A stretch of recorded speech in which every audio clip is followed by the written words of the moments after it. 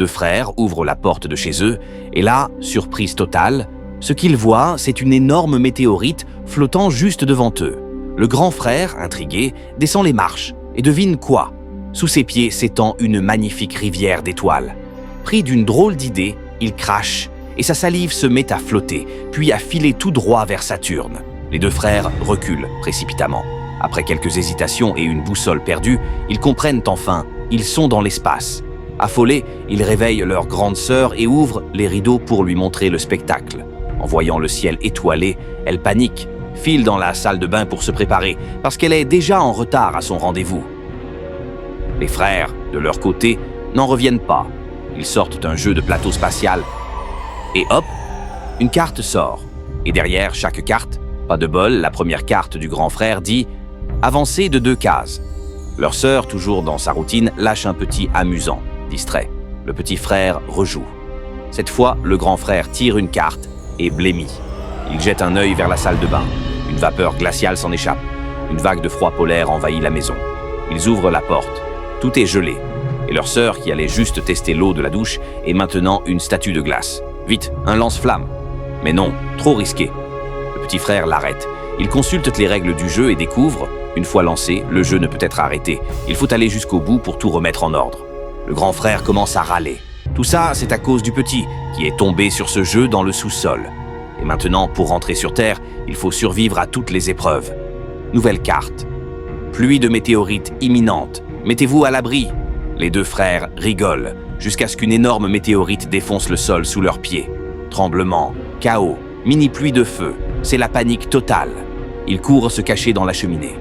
Une fois le calme revenu, la télé redémarre. Mais la maison flotte toujours dans l'espace. Et leur sœur est toujours congelée. Pour tout arranger, il faut finir le jeu. Nouvelle manche. Le grand frère tire un 8. Bingo! Son vaisseau fait le tour du plateau. Nouvelle carte. Le robot du frère est défectueux. Quelques secondes plus tard, un petit robot débarque. Le frère le regarde de haut, le prend à la légère, mais le robot grandit soudainement, vexé, et commence à le pourchasser. Paniqués, les deux frères enchaînent les tours. Mais cette fois, c'est une carte solaire. Ils relancent vite le jeu et font apparaître un astronaute en détresse, pilotant. Celui-ci leur conseille d'éteindre toutes les lumières, car les lézards détestent ça. Il enflamme le canapé et le jette dehors pour les distraire. Mais l'astronaute cache un poids lourd. Il reproche au petit frère de tout gâcher, d'être la cause du divorce de leurs parents. Le petit frère, blessé, jette violemment le plateau. La tension entre les deux monte d'un cran.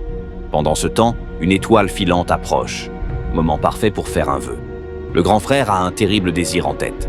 L'astronaute tente de l'en dissuader. L'astronaute fonce chercher le petit frère, qui a disparu. Il accuse le grand frère d'avoir souhaité son effacement. Mais surprise, le petit frère sort de sous le lit. Ouf! En fait, le souhait, c'était un ballon de foot signé. L'astronaute, honteux, explique qu'enfant, lui aussi avait joué à ce jeu et avait fait le vœu cruel d'effacer son frère, un regret qu'il porte encore aujourd'hui. Il supplie les deux frères de se réconcilier et de finir ensemble ce jeu maudit. Le petit frère repère la soucoupe des lézards et voit le jeu au milieu d'un tas d'objets. Il saute discrètement dans la navette. Le jeu tombe sur un tapis roulant. Il fonce, évite de justesse des pièges, croise des chèvres à 4 yeux et repère enfin le plateau. Les chèvres se ruent vers la sortie, attirant les lézards.